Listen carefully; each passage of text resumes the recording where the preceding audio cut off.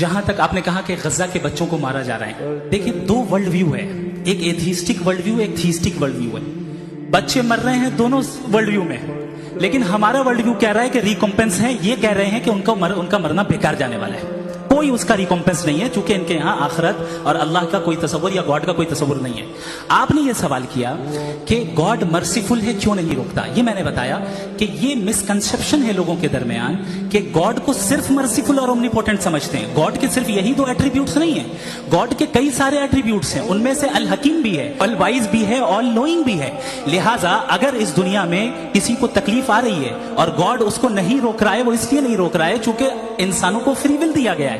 जब आप broader picture को देखेंगे, आपके और हमारे पास सिर्फ एक पिक्सल है, हमें इतना नजर आ रहा है कि गजा में कत्ल हो रहा है, लेकिन इसके पीछे कितना रिकॉम्पेंस उनको मिलने वाला है, पूरा पिक्चर गॉड के पास है। तो एक पिक्सल से आप पूरे पिक्चर को कभी भी जज नहीं कर सकती।